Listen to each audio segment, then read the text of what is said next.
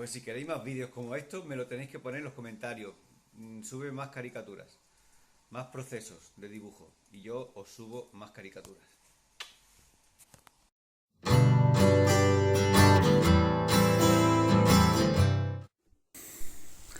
Bueno, yo descubrí a Billie Eilish hace como 4 años y no recuerdo muy bien dónde, imagino que en internet, como todo el mundo, y me fascinó el tipo de música que escuché. Bueno, Billie nace en Los Ángeles el 18 de diciembre de 2001. Es una chica súper joven a día de hoy, creo que tiene 22 o 23 años como mucho. Y a mí me fascinó, supongo que como a la inmensa mayoría del mundo, su frescura, su chispa, su seguridad, su talento, su personalidad sobre todo. Y es que por lo visto, tanto ella como su hermano Phineas, que es digamos que también esa persona fundamental que está detrás de ella, que es la que prácticamente compone no todos los temas, pero sí bastantes. También es un productor increíble y bueno, yo creo que el éxito de estos dos hermanos también viene en gran medida potenciado por por tener unos padres que cuando eran niños no les dejaron ir al colegio, los educaron desde casa.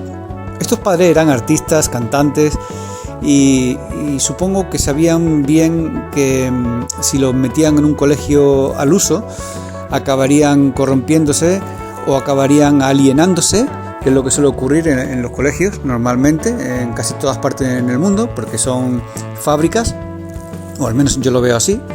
Seguramente hay algunos colegios que están empezando a tratar a las personas como personas y no como tornillos. Pero hasta el día de hoy creo que ha sido siempre casi el tema fábrica tornillo.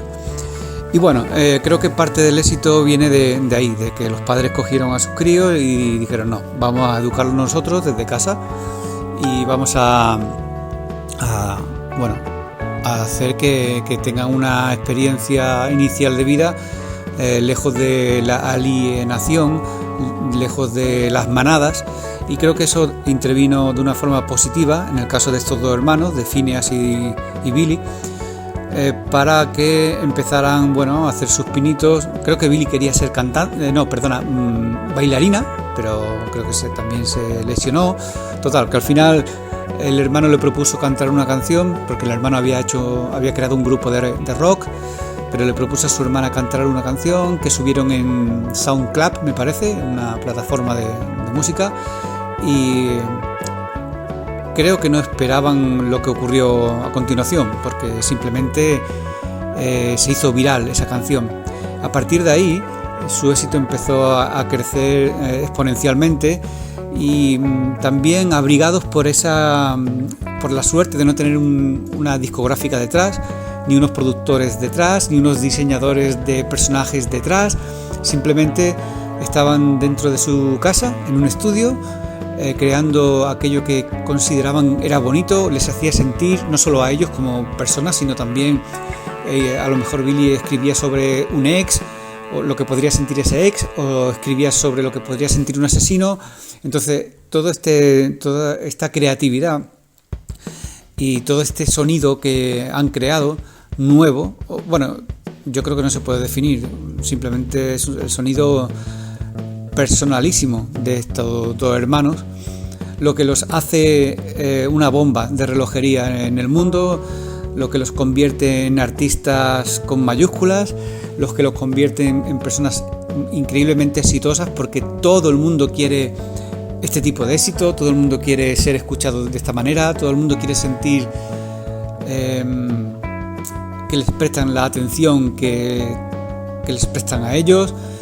Pero claro, tanto Billie como Phineas no se han dejado nunca seducir por modas ni tendencias. Simplemente han hecho lo que consideraban que tenían que hacer, con lo que vibraban, con lo que sentían, y esto nunca falla, esto jamás falla. Así que pues han creado algo muy especial, la gente lo reconoce. De hecho, la música que ellos componen no es como la música que se hace hoy día, que es a base de ruidos, a base de subir el tono mucho, de hacerlo todo como muy grandilocuente, de hacer letras mierdosas, sino que se lo curran mucho con las letras. Si tienen que dejar espacios donde no hay ruido, eso se agradece, porque lo que ocurre es que existe contraste entre el ruido y el silencio, entonces se agradece muchísimo. Así que bueno, esto es lo que yo siento cuando oigo la música de Phineas y Billy, y la verdad que me hace sentir, me hace conectar con mi esencia, porque cuando un artista consigue conectar con su público es porque el público reconoce en el artista su propio yo, su alma, su esencia. Y esta es la gran clave, yo creo, que del éxito de cualquier persona que se dedica a conmover a un público. Entonces nada, pues eso, que espero que os haya gustado este vídeo de Billie Eilish, y para la gente que me sigue que no la conozca, que imagino que será poca, que prueben a escuchar su música, porque van a descubrir un mundo maravilloso y lleno de matices y de sonidos nuevos y de frescura y de personalidad. Es una pasada. Así que nada, suscríbete si no estás suscrito, dale like si no lo has dado al vídeo, coméntamelo por favor, compártelo y suscríbete, que no cuesta nada. Beso, chao, os quiero. Bueno, perdón, antes de irme, como habéis podido comprobar, no he dicho nada de premios, pero han ganado incluso un Oscar. O sea que imaginaros, premios de la MTV, premios de los BAFTA, premios everywhere. Así que son gente que, siendo súper jóvenes, lo han conseguido todo en el mundo de la música, todo en el mundo de los premios, todo en el mundo del mundo.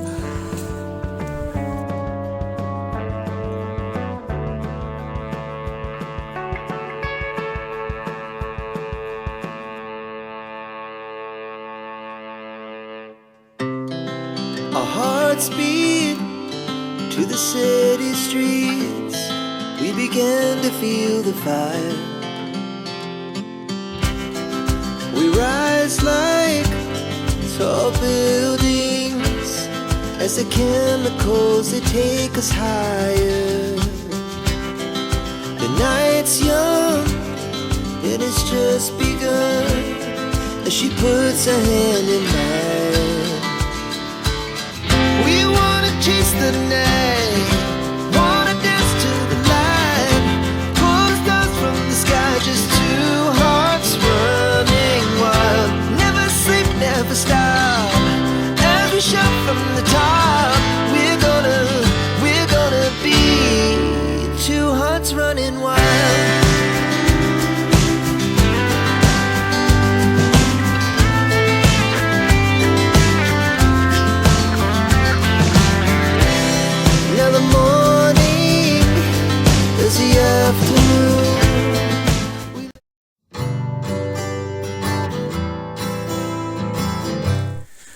Para mí, Leonardo DiCaprio es probablemente hoy día, junto con Joaquín Phoenix, de los mejores actores en el panorama hollywoodiense, al menos para mí.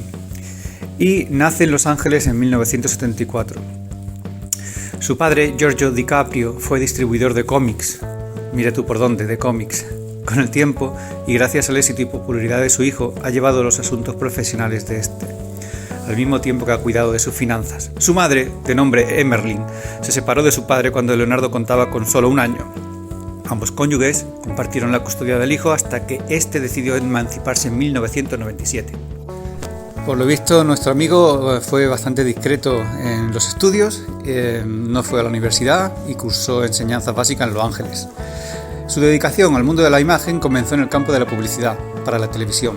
Ya os digo que a mí no me gusta particularmente, pero bueno, a nadie le importa. Para luego participar en films de tipo divulgativo. Su primera aparición en pantalla tuvo lugar con la película Critters 3 en el 91, un discreto título en el que el miedo y un raro sentido del humor se daban la mano.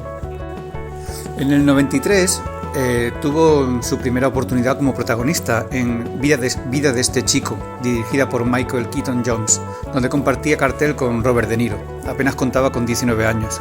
La película le valió el premio Nueva Generación y las respectivas candidaturas al Globo de Oro y el Oscar al Mejor Actor. A ese título ya siguió una relativamente abundante serie de producciones que de algún modo contribuyeron a abrirle paso en el tortuoso camino del estrellato en el cine norteamericano. Tampoco me quiero poner muy pesado con los datos porque al final no se quedan, pero bueno, en el 94 protagonizó A quien ama Gilbert Grape, como el hermano discapacitado de Johnny Depp, y en Rápida e Mortal en el 95 junto a Sharon Stone y Jane Hackman, un western que pretendía ser innovador, a mayor gloria de la actriz protagonista, pero que no pasó de discreto. Intervino en una curiosa versión de William Shakespeare y que tanto juego ha dado en el cine, recreando la particular versión de Romeo y Julieta en el 1996. DiCaprio no tuvo una formación académica, sin embargo, su intuición le hacía interpretar el papel de una forma muy creíble, muy sincera. Así que esto le fue, dando fama y consolidándolo como un actor en ascenso. Aunque en 1997, quien no lo recuerda, el papel que le mandó a la cima de la colina que pone Hollywood fue el de Titanic con James Cameron, quien no lo recuerda, ¿no? Como cualquier ser humano ha pasado por momentos complicados, pero siempre ha estado ahí su éxito, también arropado por millones de adolescentes en el mundo entero cuando vieron Titanic. La verdad que es una historia romanticona de primer orden y aparte el tema es bastante interesante, ¿no? La clase baja conquista a la clase alta. Pero bueno, quitando este tipo de opinión de un servidor, deciros que a mí la película que más me ha gustado de Leonardo es la de El Renacido,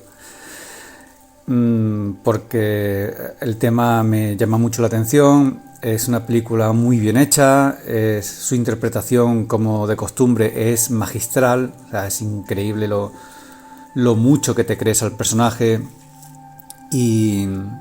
Y bueno, de todas formas también me gustó mucho Érase una vez en Hollywood con...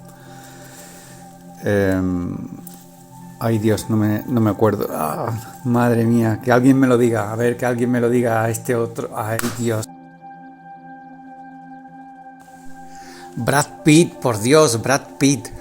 Algún día voy a hacer una caricatura también de Brad Pitt. Bueno, a mí esta película me gustó muchísimo. Primero porque cuando has visitado Los Ángeles, toda la iconografía que hay alrededor del film es maravillosa, y aparte recrea una historia a la que Tarantino le da la vuelta, ¿no? Y a mí me hace mucha gracia el papel que interpreta junto a Brad Pitt. Los dos hacen, a mí me parece una interpretación magistral, con mucho humor, con muchísimo humor, y bueno. Por supuesto ha tenido fracasos comerciales como La playa en 1999, pero bueno, ¿qué actor no los ha tenido? Otra película maravillosa en la que su interpretación a mí me fascina es la de Gangs of New York, dirigida por Martin Scorsese. Y Steven Spielberg también le dio un papelazo que se llama Atrápame si puedes, que también me pareció magistral. En El Aviador es un film que habla de la vida de la vida de Howard Hughes, un aventurero y hombre de negocios, que también fue nominada al Oscar y al Globo de Oro al Mejor Actor. No sé, ya os digo, no me quiero entretener mucho. Si queréis mirar su vida y obra, ya sabéis que podéis comprar algún libro, que seguro los hay, de su biografía, o bien googlear, googlea en internet, que hay ahí un montón de información. Espero os haya gustado la caricatura que hice de Leonardo DiCaprio. Como siempre os digo, es importante que compartáis el contenido, importante darle un pequeño like, comentarme si os apetece y suscribiros si no estáis suscritos, por Dios. Así que yo seguiré haciendo esta serie de personajes famosos, o más que famosos para mí, bueno, son personas que a mí me aportan un montón o que admiro muchísimo, no solo por su faceta artística, sino también por su forma de ver la vida. No en este caso concreto, porque aquí me he limitado a hablar de sus logros como actor, pero bueno, lo dicho, que os mando un abrazo muy fuerte, que os vaya genial y os veo en el siguiente. Chao.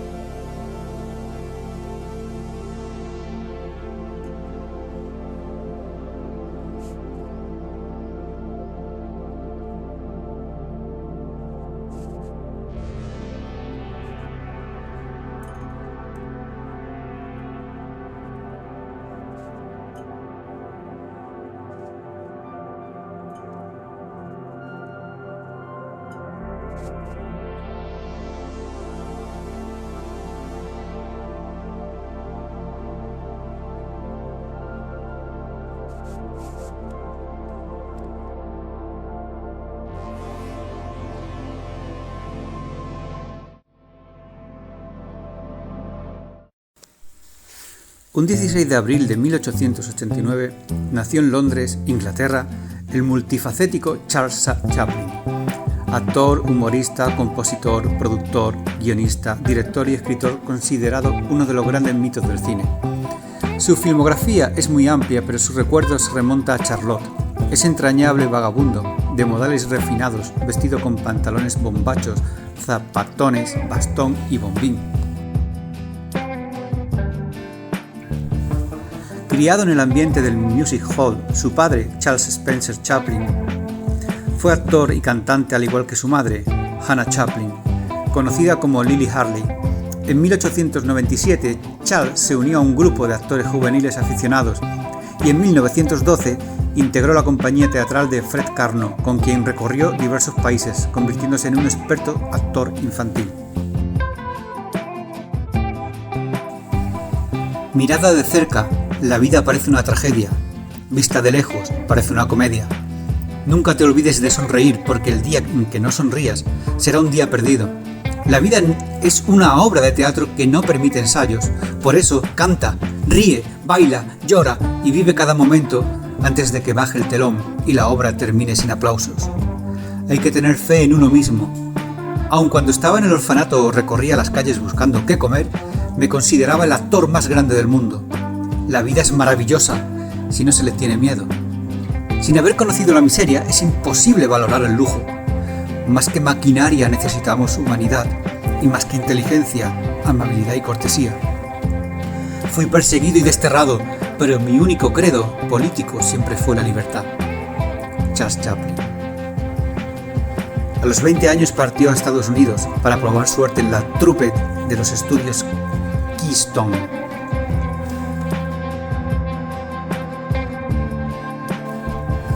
En la película Carreras sofocantes de 1914 fue presentado el icónico personaje conocido como Charlotte Chaplin en Europa y Carlitos Chaplin en Hispanoamérica. En realidad el atuendo había sido diseñado para el film Extraños dilemas de Mabel, estrenado días después. No tenía idea sobre qué maquillaje ponerme. No me gustaba mi personaje como reportero. Sin embargo, en el camino al guardarropa pensé en usar pantalones bombachudos, grandes zapatos, un bastón y un sombrero hongo. Quería que todo fuera contradictorio, los pantalones holgados, el saco estrecho, el sombrero pequeño y los zapatos anchos. Estaba indeciso entre parecer joven o mayor. pero recordando que Sennett quería que pareciera una persona de mucha más edad, agregué un pequeño bigote que, pensé, agregaría más edad, sin ocultar mi expresión. No tenía ninguna idea del personaje, pero tan pronto estuve preparado, el maquillaje y las ropas me hicieron sentir el personaje. Comencé a conocerlo y cuando llegué al escenario ya había nacido por completo. Claro representante de la época del cine mudo, el vagabundo Charlot fue protagonista de más de 60 cortos, que tenían como punto en común una crítica sutil a la desigualdad social. La fórmula de Chaplin consistía en gestos exagerados y otros métodos de comedia física, respondiendo a sus enemigos con gran agresividad. Para los críticos sus travesuras eran casi vulgares, pero al público le encantó el personaje.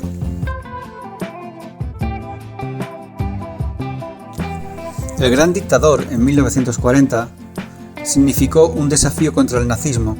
Chaplin interpretó el personaje de un barbero judío que, amnésico, luego de un accidente de aviación, se convierte en Anthony Hinkel, un dictador fascista inspirado en Adolf Hitler. El dictador inicia la persecución del pueblo judío, a quien considera responsable de la situación de crisis que vive el país. Fragmento del discurso final pronunciado por el barbero a favor de la libertad y la fraternidad y contra el antisemitismo y la intolerancia. Lo lamento, pero yo no quiero ser emperador. Ese no es asunto mío. No quiero gobernar o conquistar a alguien. Me gustaría ayudar a todos si fuera posible. A los judíos y a los gentiles, a los negros y a los blancos. Todos deberíamos querer ayudarnos. Así son los seres humanos. Queremos vivir con la felicidad del otro, no con su angustia. No queremos odiarnos y despreciarnos. En este mundo hay sitio para todos y la tierra es rica y puede proveer a todos. El camino de la vida podría ser libre y hermoso. Bueno amigos, espero os haya gustado el vídeo. Dale like si te gusta, compártelo, suscríbete si no lo has hecho aún y coméntame en los comentarios qué te parece la vida de Chaplin, aunque está bastante resumida. Si queréis saber más de él, os invito a bucear en Google y ahí tenéis absolutamente todo. Un abrazo muy fuerte y nos vemos en el siguiente.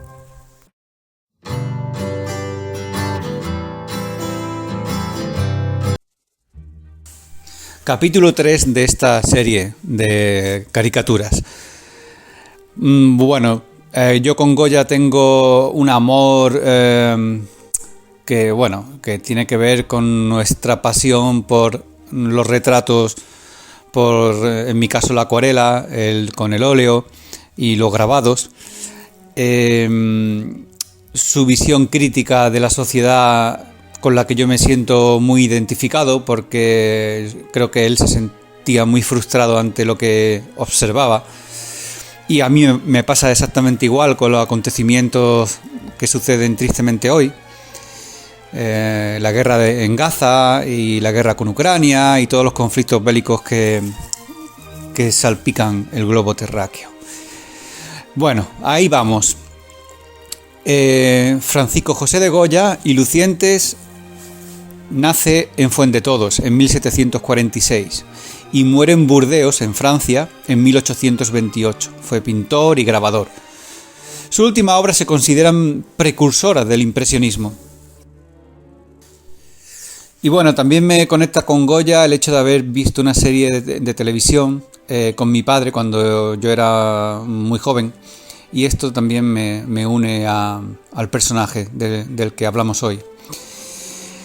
Y bueno, sigo con la biografía un poco por encima de Goya. Se mudó a Madrid para formarse con Francisco Valleu, con cuya hermana se casó en 1775. Además, Valleu, le dio trabajo en la fábrica de tapices, para la que hizo 63 cartones muy vistosos, coloridos y románticos. Al mismo tiempo, empezó a pintar retratos y temas religiosos, que le dio gran fama. En el 1785 ingresó en la Academia de San Fernando y en 1789 fue nombrado por Carlos IV pintor de la corte. Años más tarde pintó para el famoso retrato de la familia de Carlos IV y se permitió en ironizar con respecto a los personajes que conformaban el lienzo. Además también trabajó para la aristocracia madrileña, y entre estas obras figura el de la Condesa de Chinchón o La maja vestida y La maja desnuda, cuadros súper famosos de Goya, porque además ya en la época se especulaba con que esa maja era la duquesa de Alba, con la que se decía mantenía algún tipo de idilio escabroso para la época. En los retratos de Goya se destaca su atención o el cuidado por las posturas, las expresiones, así como el contraste de luces y sombras, que son muy característicos del artista. En el 1799 terminó una serie de grabados, Los Caprichos, y 82 aguafuertes que constituyen una feroz crítica a la sociedad civil y religiosa de la época. Para mí Goya ha sido como una especie de periodista artista que representaba aquello que le llamaba la atención, aquello con lo que estaba en desacuerdo, aquello que le entristecía o le horrorizaba.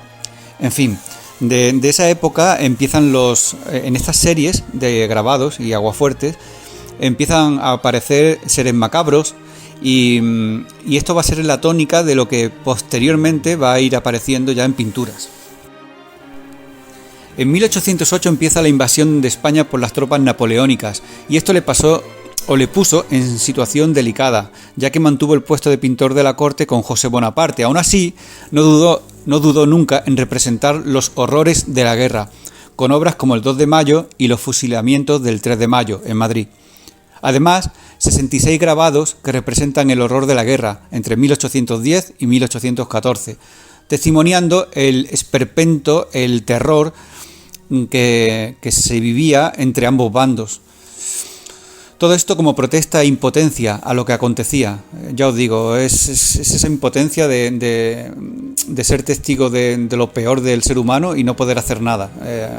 La gente que vivimos del arte y que nos gusta, bueno, que es nuestra pasión y nuestra dedicación, pues muchas veces solemos representar, yo en mi caso, la guerra de Ucrania o la guerra de Gaza, con un montón de acuarelas que tengo, pero claro, eso no ayuda a que se acabe el horror ni a que acabe la guerra, pero al menos digamos que lo transformamos de esa forma, nuestra tristeza, a través del arte, ¿no? Y de la pintura. En fin. Por trabajar con José Bonaparte, el artista cayó en desgracia tras la restauración de Fernando VII, y en 1815 se retiró de la vida pública. Imagino que ya cansado de tanta historia. En 1819 recayó en la sordera después de haberla sufrido años atrás. Y parece que en su Quinta del Sordo, el lugar donde vivía, expresó en 14 murales enormes, con tonos apagados, grisáceos, temas muy macabros y terroríficos, o llamadas pinturas negras.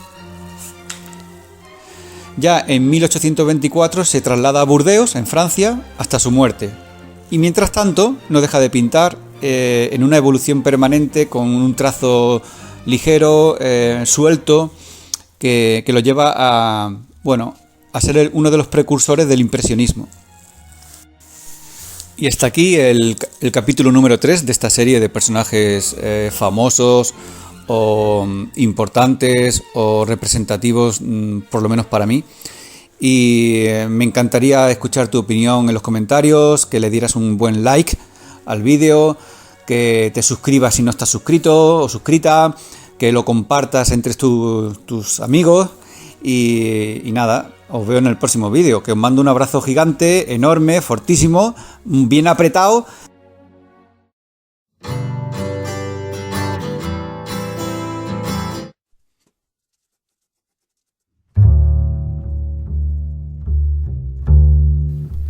Cuarto episodio de la serie que comencé hace unos días. Le toca a Pablo Ruiz Picasso. Bueno, una de las cosas que tengo que decir a favor de este artista o pintor es que, sin pretenderlo, mucho después de morir, ha dinamizado con su nombre la ciudad de Málaga. además de otros elementos que hacen que la ciudad y la zona sea muy atractiva para el turismo, pero hasta hace muy poco ha sido turismo de playeo, de veraneo. Y desde que el Museo Picasso de Málaga existe, la afluencia de otro tipo de turismo con más nivel adquisitivo y con más cultura está rondando la ciudad que yo he conocido desde niño, Málaga, y no solo el Museo Picasso, sino el Thyssen o el Pompidou o el Centro de Arte Contemporáneo. En fin, en Málaga hay muchísimos museos que visitar y la ciudad está irreconocible. Desde hace unos 20 años a esta parte ha dado un giro impresionante. La verdad que está de moda y entiendo el porqué. Bueno, esto se lo tenemos que agradecer los malagueños a Pablo Ruiz Picasso. Digo que yo nací en Granada, pero me crié en Málaga.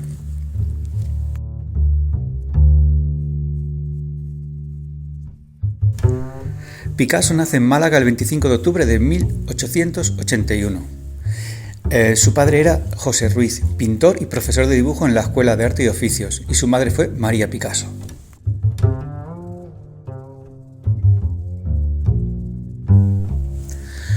Durante 1897 y 1898 estudió en Madrid, en la Academia de San Fernando, y se maravilló con el Museo del Prado. ¿Quién no se maravilla con el Museo del Prado? Vuelve o viaja a Barcelona y allí concurría en el café Els Quatre Gats, perdonadme los catalanes, por favor, lugar de reunión de intelectuales y artistas, y en 1900 en una de sus salas realiza la primera exposición individual. Posteriormente viaja a París, pues uno de sus cuadros, Últimos Momentos, había sido seleccionado para representar a España en la exposición, y allí volvió a maravillarse esta vez por el Louvre y el Luxemburgo, así como las pinturas de Toulouse-Lautrec, Renoir, Degas, Manet y Van Gogh.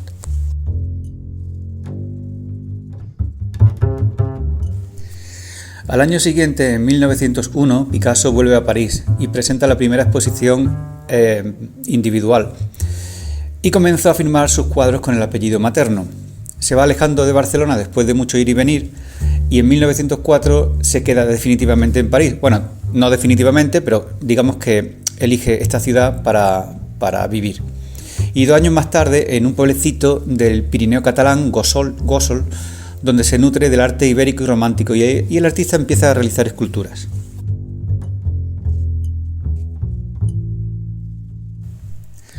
En 1906 conoció a Matisse y a Derain. En este año muere Paul Cézanne. Picasso va experimentando y definiendo su arte hacia el cubismo, y en 1907 pinta Las Demoiselles d'Avignon, las mujeres de Aviñón, creo. Pero no se presentó al público hasta 1916, pues su estilo causó mucho desconcierto. Imaginaros, en esa época ver a esas mujeres deformes, pues la gente no sabía qué pensar, imagino. Después de esta etapa del cubismo inspirado en Cézanne, en 1909 el cubismo analítico, en el que Picasso y Braque descomponían las imágenes en pequeños elementos hasta llegar a hacer irreconocibles los objetos. Y a partir de 1912 comenzó el cubismo sintético. Picasso empezó a lograr algo de desahogo económico que le permitió vivir más confortablemente. Ahora voy a hacer un repaso así un poco por encima con el tema sentimental, porque en 1918, estando en Italia, se casa con la bailarina rusa Olga Koklova. También en esta época Picasso abandona el cubismo y se inspira más en la tradición clásica. Sus cuadros ya se cotizaban muy bien y en 1921 nació su hijo mayor, Paul, al que pintó en Paul de Arlequín. En el 1925 comienza a participar en el movimiento surrealista, pero se apartó rápidamente para continuar su propia expresión artística.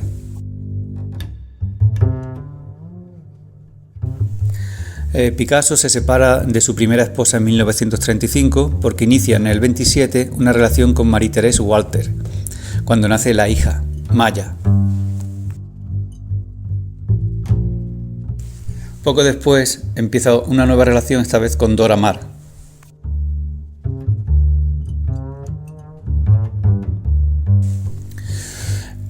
Cuando estalla la Guerra Civil Española, toma conciencia política del asunto, y fruto de este desastre o de esta tragedia pinta el Guernica, un mural gigantesco conocido en el mundo entero.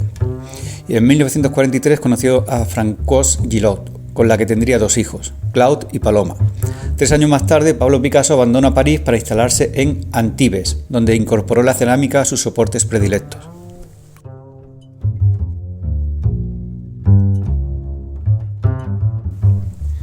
En la década de 1950 realiza numerosas series sobre grandes obras clásicas de la pintura, que reinterpretó a modo de homenaje. En 1961, Picasso contrajo segundas nupcias con Jacqueline Roch. Sería su última relación sentimental de importancia. Convertido ya en una leyenda en vida y en el, en el exponente de la vanguardia, de la máxima revolución vanguardista, el artista y Jacqueline se retiraron al castillo de Bonargues. Perdonadme los franceses, a tanto no llego. Donde el creador continuó trabajando incansablemente hasta el día de su muerte, el 8 de abril de 1973. Casi muere pues 4 o 5 meses después de nacer yo. Así que nada, bueno, espero que este nuevo vídeo os haya gustado. Ya sabéis que me hacéis un favor enorme si le dais a like. Si comentáis, segundo favor enorme. Si compartís, tercer favor enorme. Y si os suscribís ya, os invito a un vino, a una cena, a un viaje a París, a donde queráis. Y fuera, aparte de bromas, ya deciros que os espero en el número 5, que de momento me voy a guardar quién va a ser, pero igual me voy por el mundo de la música. Porque sin arte, nuestra vida, la del humano, sería gris, triste y muy aburrida. Así que viva el arte.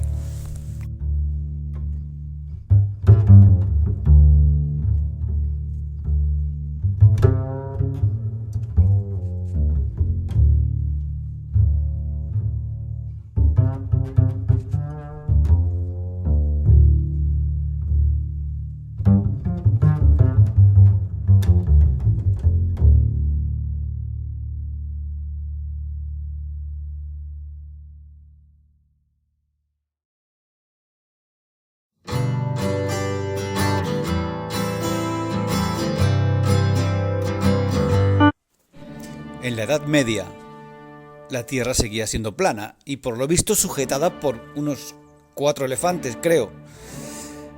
Pero claro, había personas que se preguntaban, ¿quién sujetaban a esos elefantes? ¿Quién?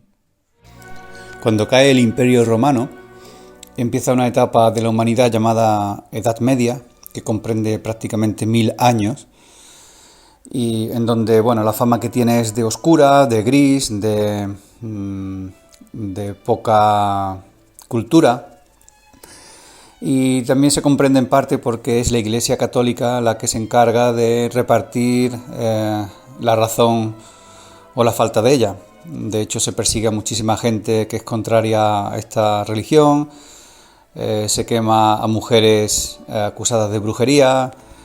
Pero bueno, dentro de estos 1000 años, que son muchos años, no todo fue malo. De hecho, hubo influencia musulmana desde los siglos 7 a 12, y con todo lo que ello trajo de bueno a nivel cultural. Y es a finales del siglo XIV cuando arrecian también las epidemias de peste y todo este tipo de sinsabores que sufrió la humanidad. Es cuando empieza una rama denominada humanismo, que abraza a los griegos, que acoge un poco aquel pensamiento tan antiguo, ¿no? Y a principios del siglo XV, cuando empieza también otra nueva, un soplo de aire fresco denominado Renacimiento, que es este que abraza la cultura, que abraza el arte, y en donde nuestro invitado de hoy toma protagonismo, porque nace justo en esta etapa luminosa. El 15 de abril de 1452, en Anciano, Italia, nace Leonardo da Vinci y vive los primeros años con su madre. Es un niño súper curioso y está siempre observándolo todo. Años más tarde, llega su padre y lo reclama y se lo lleva a Florencia, donde Leonardo empezará o participará del taller del maestro Verrocchio, un artesano y artista. Verrocchio lo acoge en su casa como si fuera un hijo más, lo alimenta, en fin, lo provee de todo, excepto del capricho que más le gustaba a Leonardo, que era la ropa. Para poder comprarse ropa, lo que hacía era que o bien cantaba en la calle, porque por lo visto tenía habilidades musicales, o bien hacía retratos. Le maravilló, no se sabe bien en qué sentido, si supongo que en ambos, en el oscuro y en el positivo, la cantidad de gente con mirada turbia, mirada amargada, oscura, tétrica que había en las calles de Florencia. Hasta tal punto le fascinaba este tipo de ambiente que llegó a vestirse como ellos y a frecuentar bastante este tipo de calles. Leonardo era zurdo, empezó en el taller de Verrocchio con 15 años. Le encantaba el cuerpo humano, de hecho solía frecuentar no sé cómo llamarlo, los sitios donde hay cadáveres y para poder ver los músculos, abrirlos por dentro y ver qué es lo que tenían. Le encantaban los animales y, como dije, tenía habilidades musicales. Leonardo y un grupo de amigos fueron acusados de haber asaltado a un muchacho, un tal Jacopo Saltarelli, y fue acusado como se hacía en aquella época. Alguien anónimo presentaba una denuncia y en el tamburo, que es una especie de cajón instalado de forma permanente en el que cualquiera puede, si así desea, presentar una acusación contra alguien, ya sea verdadera o falsa, fue puesto en cuestión. Y aunque se demostró su inocencia, siempre le persiguió la sombra de la duda.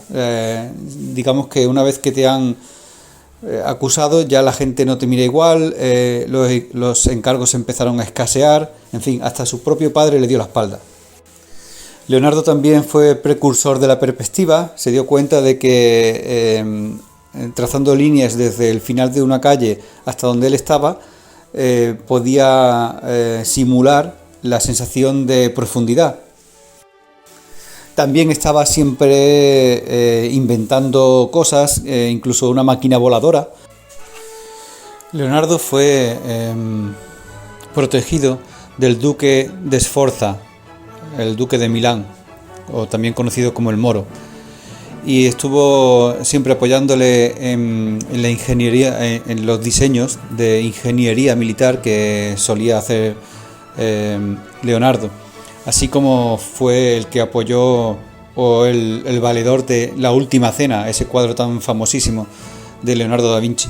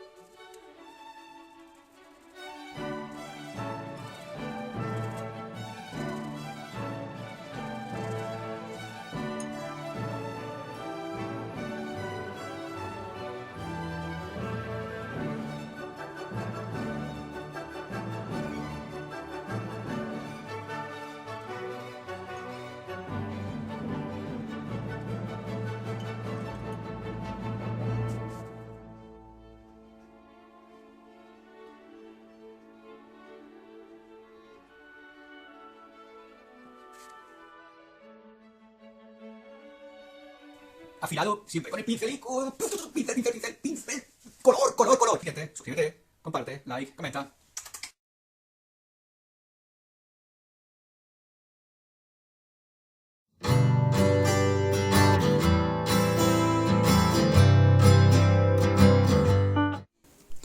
En el capítulo 6 vamos a hablar de Meryl Streep, esa actriz tan notable del mundo de Hollywood. Nace el 22 de junio de 1949 en Summit, New Jersey. Tiene 4 hijos con Don Gummer, que murió en el 17, y ha ganado 3 Oscars de la Academia, más otros miles de premios, por exagerar, como buen andaluz, el César, y sobre todo uno que a mí el que más me impactó, el de Princesa de Asturias de 2023, hace muy poquito. Yo asistí a su discurso. La verdad, vi a una mujer sencilla, a una mujer emocionada, hablando un poco de lo que resume su carrera, y recuerdo que dijo algo así como que la importancia del tipo de trabajo que ella encarna, ¿no? El de actriz, es decir, el trabajo que dice, según ella, tanto le ha enseñado, porque a tantas personas ha encarnado, a tantas personas ha interpretado, y de todas aprendió algo. Y me parece súper emotivo que hable de esta forma, de un mundo que desde fuera parece como frío, o de solo glamour, o de mucho ego. Ella me pareció una mujer sencillamente humilde y muy cabal, muy consciente de la profesión que le ha acompañado toda la vida y que tantos buenos frutos le ha permitido recoger. Entonces,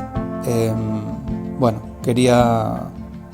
No me voy a alargar mucho más con respecto a Meryl Streep.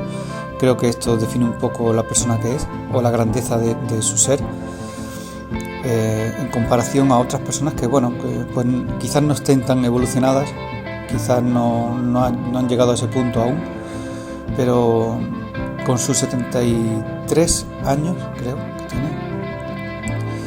tiene, demuestra eso, que la edad siempre es un punto a favor, que la edad, lo único que aparte de los típicos achaques de los que se habla siempre, la edad nos permite madurar, nos permite pensar desde la distancia, observar nuestra vida con cierta perspectiva, y eso nos hace un poquito sabios. No digo mucho, pero un poco sabios. Y ella me pareció una persona, un ser humano sabio, que se emociona todavía con esa edad, que disfruta como una niña con esa edad, que no ha perdido la alegría de vivir, que no ha perdido la alegría de recibir un reconocimiento, que finalmente no es ya tanto el premio como el reconocimiento, ¿no? A una trayectoria, a una dedicación plena de lo que un oficio es. Y nada, a mí particularmente me encanta decirle a otro compañero que es artista lo bueno que es o lo bueno que me parece. No soy de los que se callan la opinión, o sea, no soy de los que dice, es tan bueno que no le voy a decir nada, porque vaya a ser que se lo crea, o vaya a ser que yo me quede en mi propia adulación, me quede relegado a la nada. Creo que muchos compañeros artistas tienen ese temor a decirle al otro lo buen trabajo que hace, pero bueno, es, como decía, su proceso natural, su proceso vital, y está bien que sea así si ellos lo sienten de esa forma. A mí me gusta mucho decirle a mi compañero, tío, menudas acuarelas, o tío, menudo vídeo, o yo que sé, menuda pintura, menudo escrito, a mí me encanta, porque además yo me nutro de esos otros compañeros también. O sea, no es algo cerrado, no es que tú seas el genio del mundo y el resto sea caca, no, todo lo contrario. O sea, nos retroalimentamos todos, y de ahí nace la belleza del arte, por lo menos para mí, desde mi visión humilde. Así que nada, espero que te haya gustado este vídeo sobre Meryl Streep. Me encantaría saber tu opinión en los comentarios. Sabes que tienes otros 5 capítulos por ver, el de Tina Turner, el último, el de ayer, el de Picasso de la semana pasada, también Goya y Leonardo DiCaprio, y el primero fue Charles Chaplin. Así que si no los has visto, te animo a que en la descripción cliques en el link que te apetezca ver. Y si compartes este contenido, pues llegará más gente. Yo seguiré haciéndolo encantado de la vida, levantándome a las 6 de la mañana para hacerlo, aparte de para sacar abono y que haga sus necesidades. Y porque yo con esto de momento no gano nada, simplemente el placer de hacerlo, y que no es poco. Así que lo dicho, suscríbete por el amor de Dios, por Dios, suscríbete ya, ¿qué esperas? Vamos, que voy a seguir subiendo biografías de gente maravillosa. Te espero, ¿vale? ¿Cómo? ¿Que no? Ah, que sí. Ah, digo, qué borde, por Dios, qué borde.